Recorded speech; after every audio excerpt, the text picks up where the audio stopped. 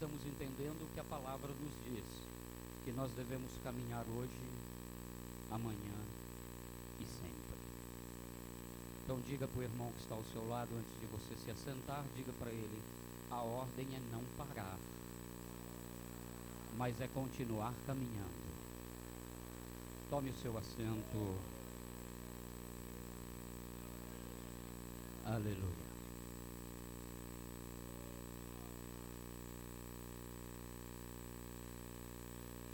Eu louvo a Deus por estar numa igreja onde eu possa ver uma manifestação de fé.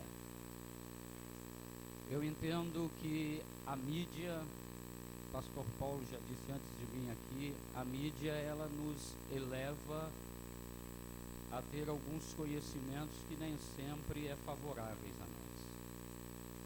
E o pastor já antecedia aqui dizendo que para o mundo tudo parece muito difícil. Mas infelizmente em algumas igrejas onde temos andado pela misericórdia de Deus, e não é o caso aqui, muitos crentes hoje em dia, hoje é um culto de ensino, né, pastor? Muitos crentes têm andado que nem aquela raposa do comercial. Ó céus, ó vida, ó dia. E muitos de nós, por que não dizermos, por diversas vezes já pensamos em parar.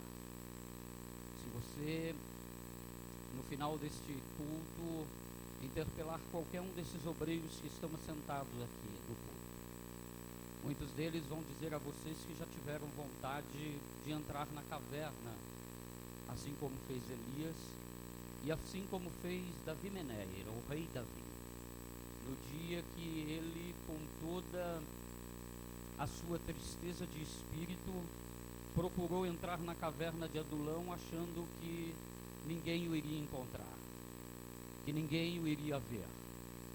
Mas eu aprendo com Elias que mesmo nós, crente, quando entramos nas cavernas da vida pensando em estar sozinho, Deus, assim como fez com Elias, já está lá dentro nos esperando.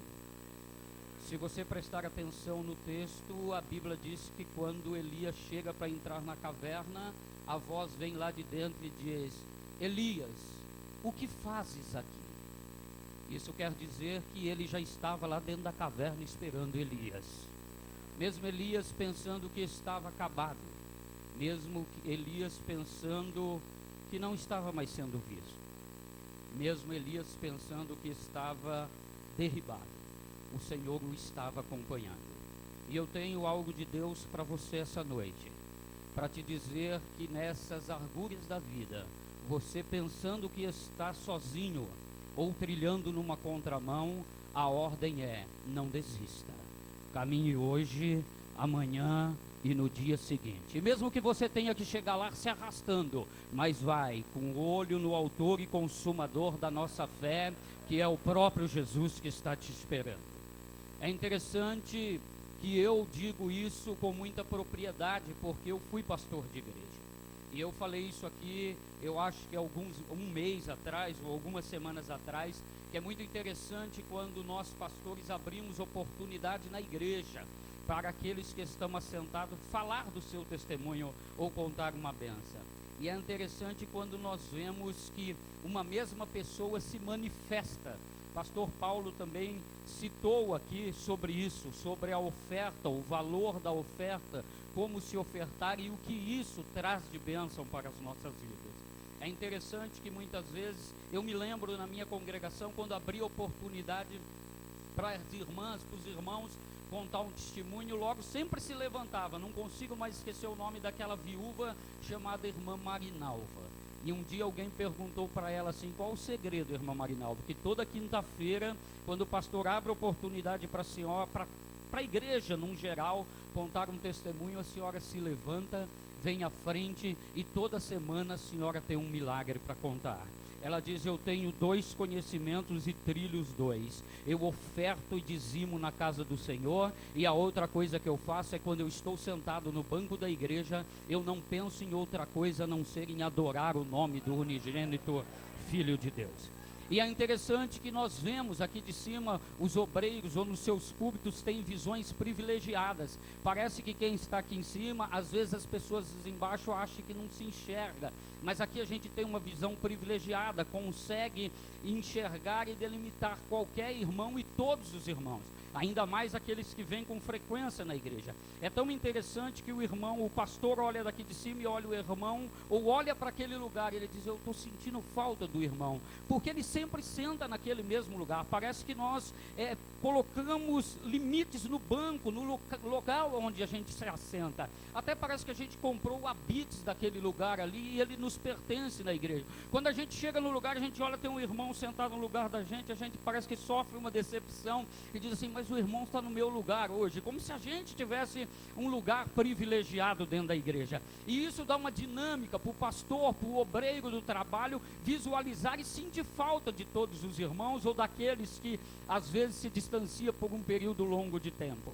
E é interessante, irmãos, que quando nós visualizamos, nós conseguimos detalhar o rosto das pessoas e ver aquilo que ela está passando, ou o tipo de sofrimento. E é interessante que às vezes na igreja, a maioria, ou 60% pelo menos das pessoas, ela vem à igreja no intuito de receber. Mas o segredo de receber, a própria Bíblia já diz, é dar. O sentido dar é ofertar, o sentido dar é trazer, para que eu tenha em troca aquilo, ou não digo troca, porque troca dá sinônimo de barganha, mas que eu tenha algo que o Senhor possa me privilegiar. E eu, quando eu via isso na minha igreja, eu ficava olhando, e parecia que eu via nos rostos das irmãs, pastor Davi, aquele intuito assim, porque parece que Deus só opera na vida da irmã Marinalva, porque só ela recebe bênção. E a impressão que você tem, e eu já passei por isso, é que você está numa contramão. Parece que todo mundo está indo para um lado e só você está do lado ao contrário. Parece que está todo mundo indo para lá dizendo, Hosana, bendito é o que vem em nome do Senhor. E parece que só você está do outro lado, como a raposa lá, ó céus, ó vida, todo mundo recebe, menos eu. O que é que acontece? Pois é, eu tenho uma notícia de Deus para você. Deus é o Deus da Bíblia que opera na contramão dos homens. Quando você pensar que está na contramão, Deus estará te esperando lá.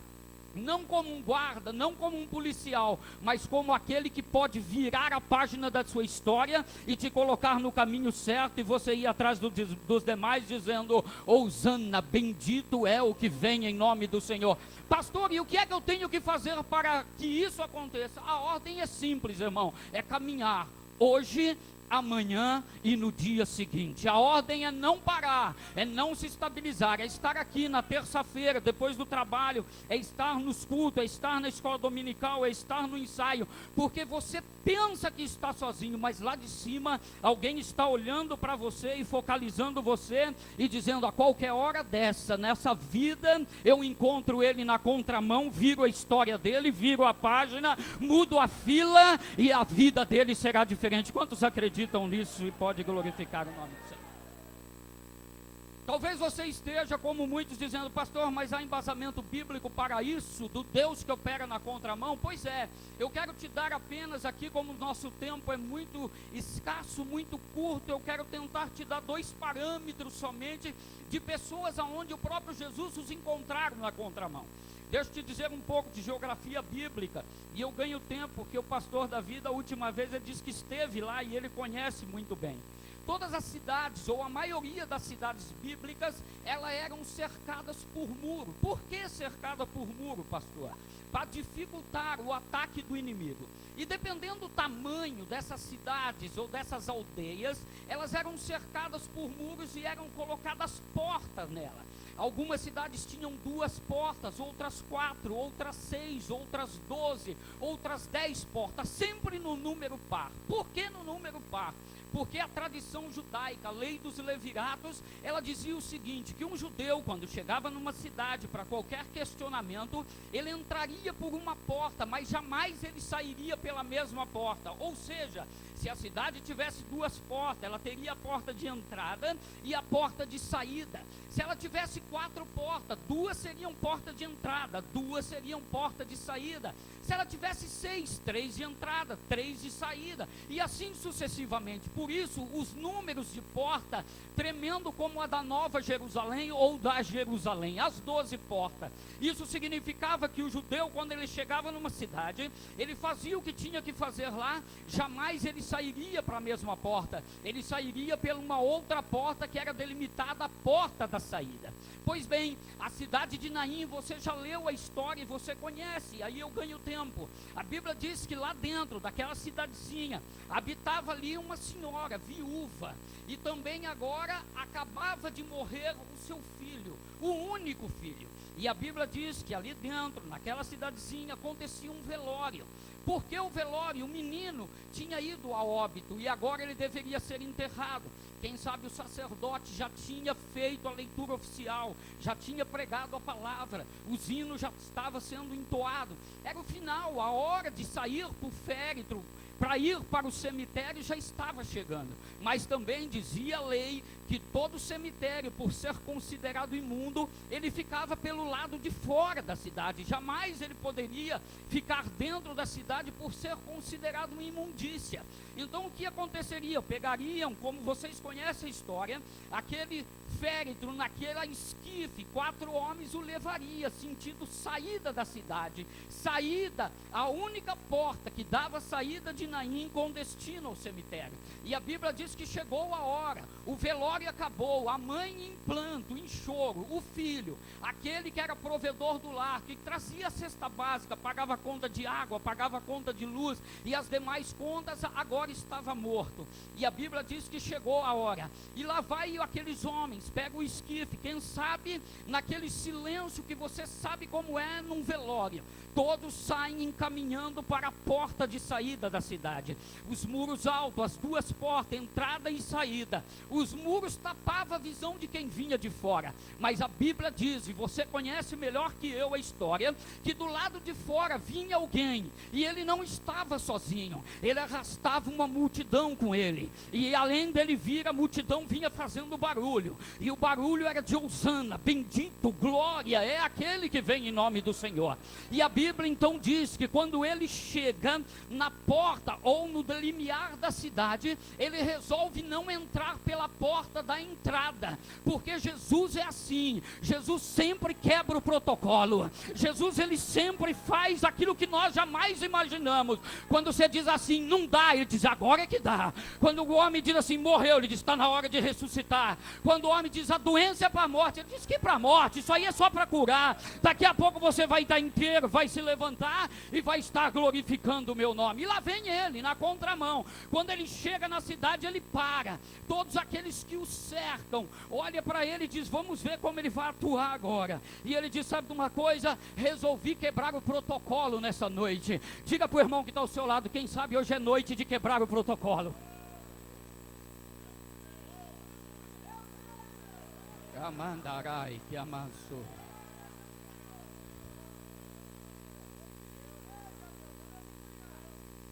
E ele chega então e todo mundo vai se dirigir no pastor Paulo para a entrada da cidade. E ele faz um contorno e vai para o lado da saída. E todo mundo segue e diz, ué, ele é que sabe, ele é que tem, ele que pode, ele que faz, ele que cura, ele que ressuscita, ele que levanta, ele que exalta, ele que abate, vamos seguir ele. E o povo continua seguindo. E eu acho interessante que onde Jesus está, ninguém fica quieto. É glória, hosana, bendito é o que vem em nome do Senhor. E lá vai Jesus pela porta da saída. Quando a Bíblia diz que ele entra pela porta da saída, quem está vindo de lá para cá? O féretro, está vindo o esquife, está vindo o defunto, está vindo uma multidão. Agora olha o contraste do encontro de Jesus com pessoas que andam na contramão. Se fosse o guarda, ele te multaria. Jesus faz diferente. Olha o que acontece daqui para lá, da saída, indo no sentido saída de Naim. Vocês estão me entendendo? Diga amém. Sentido saída de Naim, está indo um féretro, está indo um povo em silêncio. Ou seja, daqui para lá está indo a morte, de lá para cá, com toda a autoridade, está chegando a vida e entrando na cidade. A morte para lá e a vida para cá, é ao contrário. Daqui para lá está indo o desespero, de lá para cá está entrando a esperança. Daqui para lá está indo o choro, de lá para cá está entrando o sorriso. É isso que o Senhor está te dizendo. Não pare hoje, amanhã e sempre, que a qualquer hora eu te encontro aí e mudo a estatística da sua vida.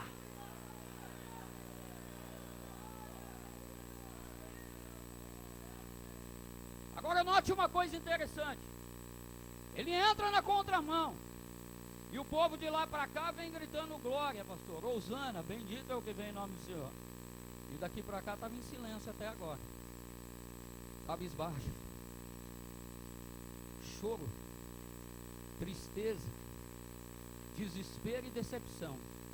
Mas em meio em todo aquele movimento, é interessante, pastor Paulo, que Jesus não olha para a multidão.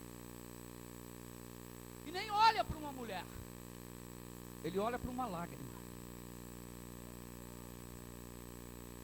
O que chama a atenção dele é uma lágrima. E quando ele bate o olho naquela mulher, ele vê a lágrima nos olhos, ele vai em direção a ela. E às vezes eu fico pensando que Jesus me conflita. Porque olha a pergunta dele, pastor. Diante de um velório, por que choras? Como assim, como assim, Jesus, por que chora? O senhor está no lugar certo. Eu choro porque quem está indo lá morto é o meu filho. Conjecturando, parece que eu vejo Jesus dizendo, morto? O que é morte? Para aquele que detém todo o poder nos céus e na terra. Qual é o tamanho daquele problema que tem feito você andar na contramão e bem devagarinho, quase parando? Ele se assemelha à morte? Porque há um jargão, um dito popular aí fora que diz assim: tem pessoa que dá jeito para tudo, menos para a morte. Naquele momento parece que Jesus estava dizendo assim: eu dou jeito para a morte, e para o resto também. O que vier é troco, a morte é a minha especialidade. É o seu filho? É por ele que a senhora está chorando? Agora note que Jesus, a Bíblia que diz isso, em todas as suas traduções, que Jesus não toca no morto, mas ele toca no esquife. E ele dá uma palavra de ordem e diz: mancebo, levanta.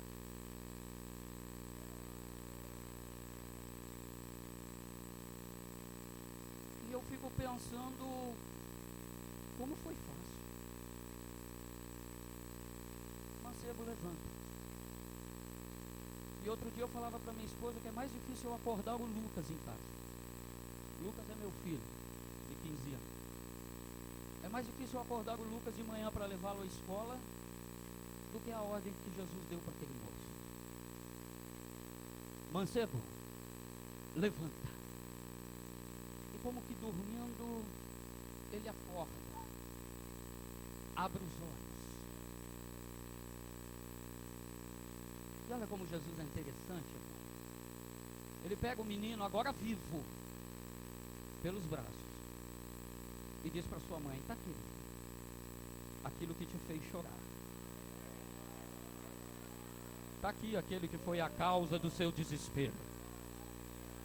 Está aqui aquilo que você achava que não tinha mais esperança, eu estou te devolvendo. Você está entendendo? Eu estou te devolvendo a esperança.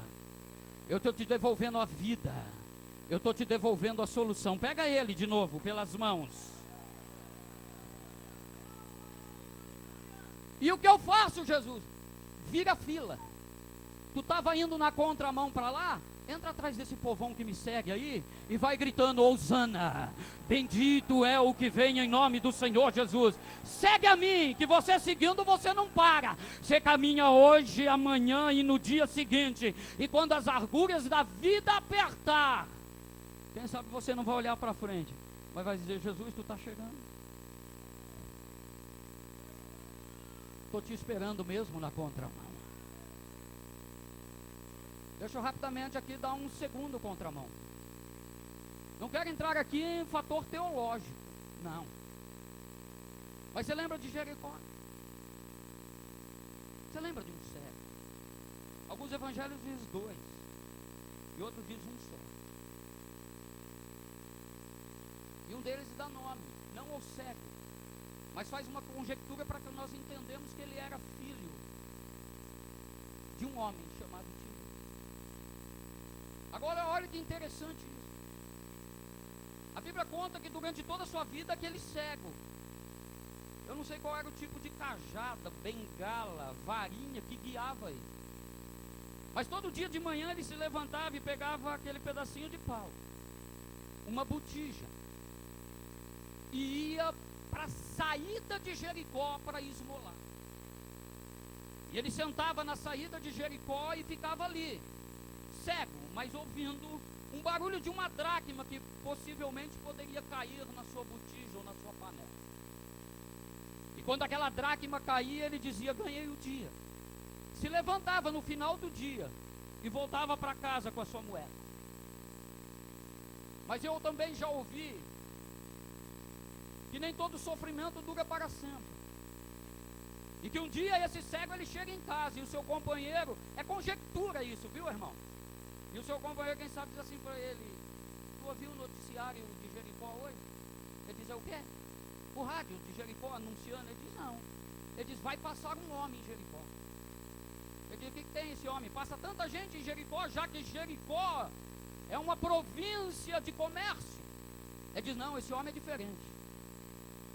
Diz que ele vai passar em Jericó hoje. Tá, e o que tem esse homem? Diz que onde ele passa, cegos vêm, paralítico anda. E eu já ouvi dizer aí que até defunto ressuscitou. Não sei se é verdade, mas ouvi dizer. Na hora, irmão, é o que nós temos que fazer. Na hora nasce um desejo no coração daquele homem. Ele, quem sabe com ele mesmo, ele diz: é hoje. Hoje eu vou ser curado. Hoje é meu dia. Eu caminhei todos esses dias me rastejando, mas hoje eu não volto para casa diferente. Amanhece o dia. Como sempre, a varinha, a botija é a mesma, e o companheiro de caminho é o mesmo. E lá vai eles, pastor Nicanor, para a mesma saída de Jericó. A mesma pedra que durante todos aqueles anos serviu para ele se assentar, ela está lá esperando ele no mesmo lugar, como prova catedrática dos problemas que ele sempre carregou, e ele senta na mesma pedra. E o homem olha para ele, o outro cego, e diz: ô Timeu, me diga uma coisa, por que você está tão em silêncio hoje? Ele diz: porque hoje eu vou ser curado.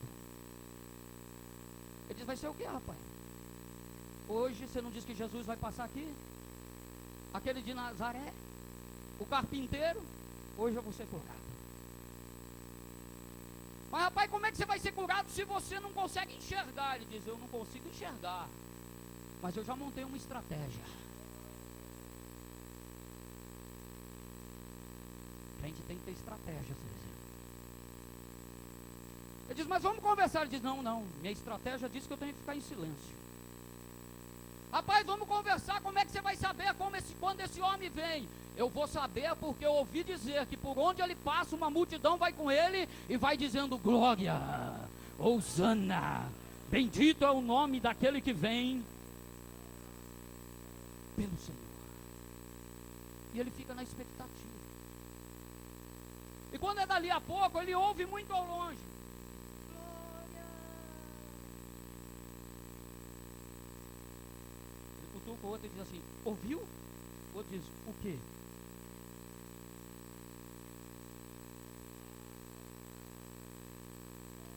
Segura aí agora só um pouquinho. Ouviu? O quê? Ele diz: tu não ouviu? Porque às vezes na igreja nós só ouvimos quando vem pregador de fora. Porque às vezes na igreja, você encontra o irmão lá fora e ele diz, e aí o culto? Ele diz,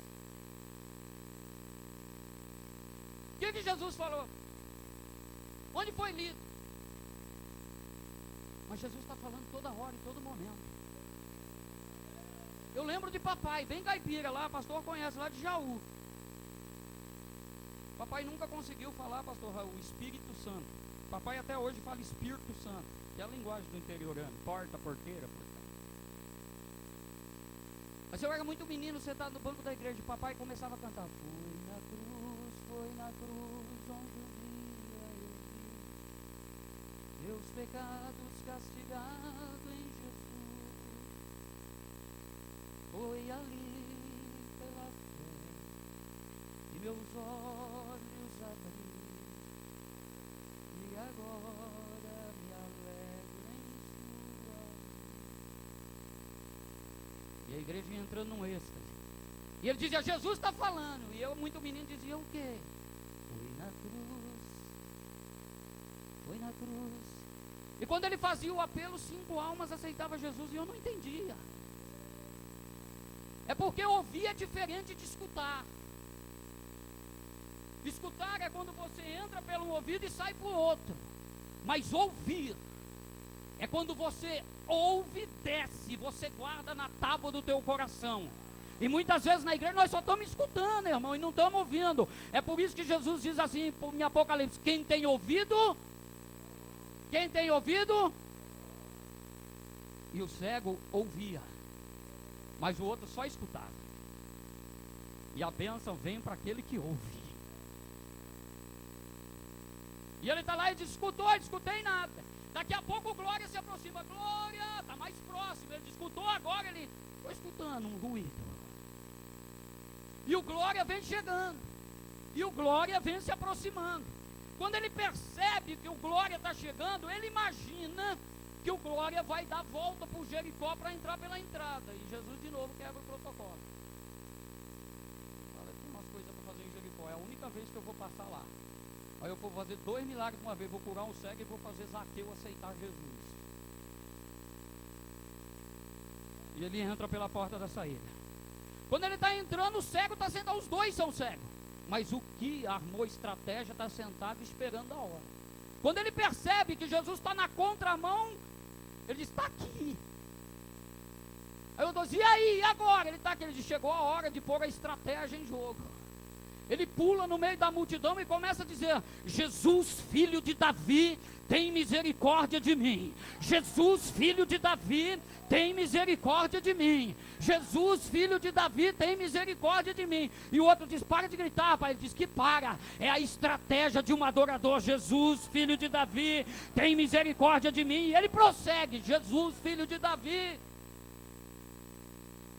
Escute o que diz a Bíblia. Que quando ele começa a gritar Jesus no meio de todo aquele povo, Jesus para. Irmão, se Jesus faz milagre, pastor, andando, imagina parar. Lembra da mulher de fruto de sangue? Ele está andando, ele para quando ela toca. Ele, opa, saiu virtude. Está andando, agora você imagina parado. Se Jesus resolver parar essa noite aí pertinho de você, você pode voltar para casa que nem Bartimeu, bem diferente. Bem diferente.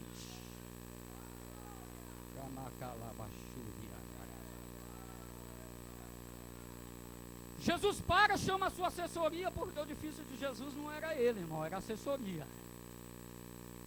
E quem sabe ele diz assim, Pedro, acha esse camarada que está gritando. E Pedro, irmão, como eu, se estivesse lá conflitado, diria assim, como é que é, Jesus? Ele tem um camarada gritando, aí ele diz, está todo esse povo gritando aí, Jesus, escuta, Jesus, bendito é o que vem, está vendo, Jesus, está todo o povo. Ele diz, não, deixa eu mudar aqui então, procura uma pessoa que está me adorando aí no meio dessa multidão. Como assim, Senhor, uma pessoa que está me adorando? Todos estão te adorando. Diz, tem muita gente aí que está me seguindo porque só escutou e está me adorando daqui para fora, mas tem uma aí no meio que ele ouviu e ele está me adorando daqui para fora. É esse aí que eu quero que você acha. É esse adorador aí que eu quero que você ache. E Pedro sai procurando, e está lá ele: Jesus, filho de Davi, tem misericórdia de mim. Pedro chega lá e diz: ó, rapaz, Jesus está te chamando. Ele diz: deu certo. E eu que achei que estava na contramão. Leva ele até Jesus, Jesus, olha, irmão, como Jesus é. Leva ele até Jesus e diz assim: Jesus, está aqui o homem. E às vezes nós complicamos, irmão. Já encerro. Às vezes nós complicamos. Jesus é o objetivo. Jesus olha para ele e fala assim: o que você quer que eu te fale? E às vezes nós complicamos. Vou explicar para você por que às vezes nós complicamos. Lembra lá do tanque chamado Betesda, Misericórdia, os alpendres? Jesus resolve dar uma passeada na festa. E ele está andando na festa e tem um paralítico lá. E ele chega lá e fala assim: quer ser curado?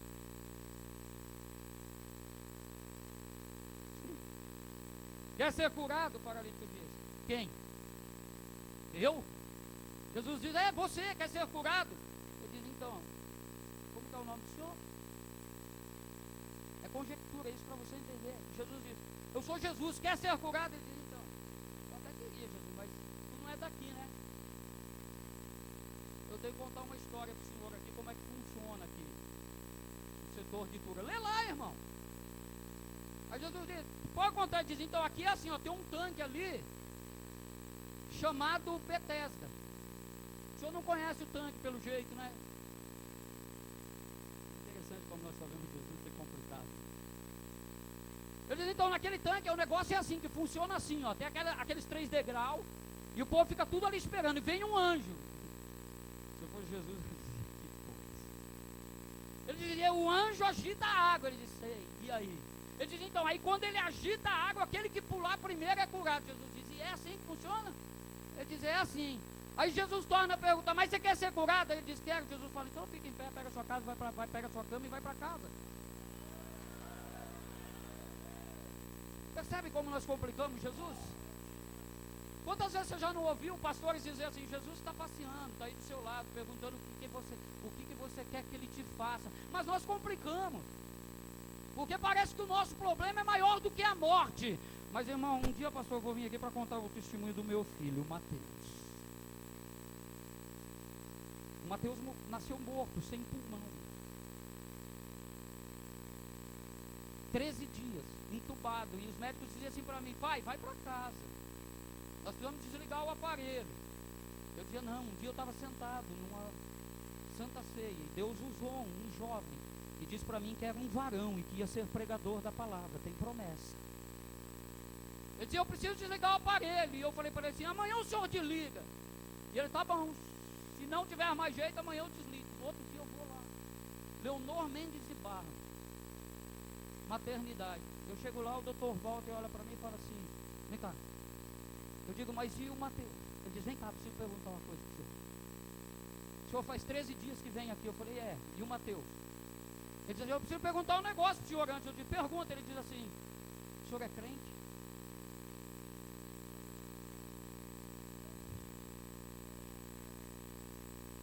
Eu disse: lavado e remido no sangue do Cordeiro. Ele diz: eu sabia, porque o que aconteceu aqui essa noite só acontece com crentes. Eu disse: tá bom, doutor, mas o que aconteceu? Ele diz assim: o Mateus, o seu Mateus. Eu disse: cadê o meu Mateus? Ele diz: está no berçário. Cadê a mãe? Eu digo: está em casa. Ele diz: o menino precisa mamar. Eu digo: mas como está no berçário? Ele diz: tem pulmão, tem sangue, tem oxigenação, tem tudo no lugar, precisa mamar. Que tamanho é o seu problema? Por que caminho você vai para casa? Fique esperto, porque a hora que você virar a contramão, ele vai estar lá olhando para você e diz: eu disse que eu te achava na contramão e hoje é o seu dia. Hoje é o dia. Porque quando ele olha para o cego e diz: o que é que você quer que eu te faça? O cego diz assim: eu quero ver. Ele diz: então veja, vira aí o trajeto, entra atrás da multidão e vem me adorando também. Irmão, só adora aquele que não desiste. Só chega lá aquele que não para. Então a ordem para você é: caminhe. Diga para o irmão que está ao seu lado: caminha. Hoje, amanhã e sempre. Diga para ele: a ordem é não parar. Ele vai te achar na contramão aí. Ele vai te achar na contramão. Não se desespere. Não tenha medo das agulhas da vida, Ele vai te encontrar. Não tem problema que Ele não possa resolver, não tem aquilo que Ele não possa fazer, porque eu sou prova verídica disso. Ele te encontra a qualquer momento desse. Seu filho que está na contramão, você diz, não tem mais jeito. Ele diz, você que pensa, está na minha mira aqui. Hora que ele virar a esquina lá, eu estou esperando ele lá na contramão e dizendo, chegou a sua hora de voltar para minha casa e me adorar. O meu esposo não tem mais jeito, pastor. Tem sim, irmão. Você podia dizer como muitos aí fora, só não tem jeito para a morte, mas nem isso você pode dizer. Você tem que dizer até para a morte. Ele é aquele que diz, tira a pedra, levanta, vem para fora.